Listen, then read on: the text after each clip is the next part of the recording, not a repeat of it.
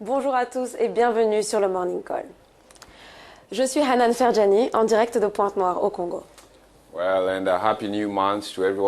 Bonjour à tous, vous qui regardez le Morning Call, et je suis Robert Kodingo. On est mercredi et nous sommes en direct en français et en anglais. À la une, la Zambie organise ses élections générales en août, mais il y a des risques de violence, le principal parti d'opposition ayant déclaré qu'il est prêt à faire face à toute éventualité. Comment lutter contre la pêche illégale en Afrique de l'Ouest? La région perd 1,3 milliard de dollars par an. Un grand manque à gagner donc, selon un rapport du think tank britannique Overseas Development Institute. Braconnage et trafic d'ivoire en Angola, le pays annonce des mesures fortes pour protéger sa population d'éléphants. Plus de détails dans nos éditions du journal. La grosse inquiétude des producteurs de thé, la hausse des coûts de la main-d'œuvre pourrait avoir un impact sur le secteur. Tous les détails dans notre page éco. À l'approche des élections générales prévues le 11 août, la Zambie, connue pour ses avancées en matière démocratique, est sous le feu des projecteurs pour la répression des médias et certaines factions de l'opposition. Afin de garantir la victoire du président Edgar Lungu, arrivé au pouvoir après le décès de Michael Sata. Des cas de violence ont été signalés entre militants du parti au pouvoir, le Front patriotique, et ceux du Parti uni pour le développement, un parti d'opposition. Et la commission électorale menace d'annuler le scrutin. Il faut le noter, au début du mois de juin, le site d'information Open Zambia publie un document dit confidentiel détaillant l'opération 777, une stratégie qui aurait été mise en place par le parti au pouvoir pour assurer sa victoire aux prochaines élections. Cette stratégie prévoirait l'exclusion d'observateurs de l'opposition des bureaux de vote, le trucage des urnes ou encore la fermeture du quotidien The Post. Le Post a justement été sommé de fermer pour défaut de paiement d'impôts. Le directeur du journal, sa femme et son rédacteur en chef ont été arrêtés à Lusaka dans la nuit de lundi à mardi alors qu'ils essayaient d'entrer dans les locaux du journal. Les 3 journalistes qui ont été relâchés le lendemain sont inculpés pour tentative d'effraction et usage de faux.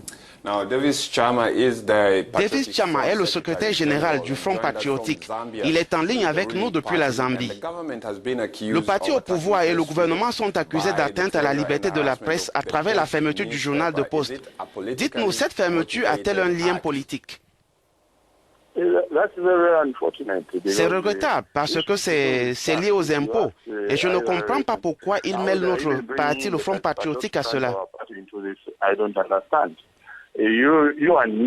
Vous et moi savons qu'en Europe, si vous devez de l'argent aux impôts, que vous soyez superstar, homme politique, ancien président, patron d'un journal ou d'une entreprise, c'est d'abord la prison. Vous serez emprisonné. Et ce problème d'impôt existe bien avant notre arrivée au pouvoir. Et le fisc est un organe autonome qui collecte les impôts au nom du gouvernement.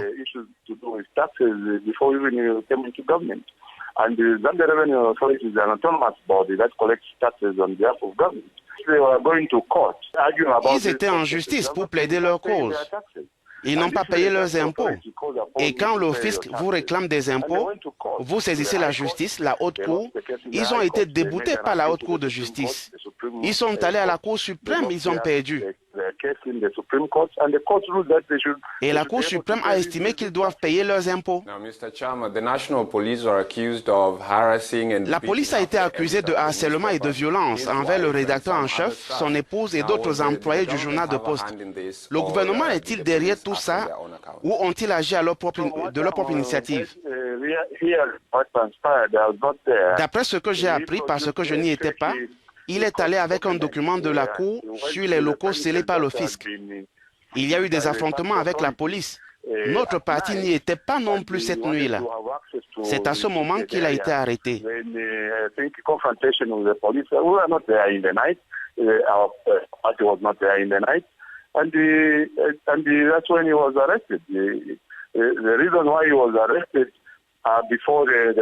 Et les raisons pour lesquelles il a été arrêté ont été portées devant les tribunaux. Est-ce vrai que d'autres médias pro-gouvernementaux ayant les mêmes problèmes d'impôts continuent à fonctionner, contrairement à The Post qui critiquent ouvertement le gouvernement? C'est pas vrai. Vous voyez, par exemple, je suis zambien. Si vous avez des arriérés d'impôts, vous négociez avec le fisc sur le mode de paiement. Vous pouvez proposer de payer par tranche. Une fois cet accord conclu, il sera appliqué.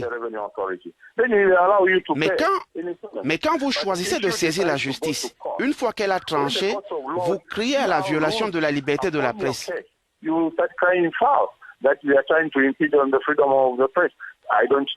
Peut-être que les autres médias ont trouvé un arrangement ou simplement sont-ils en règle avec le fisc. Il n'y a donc pas de comparaison à faire.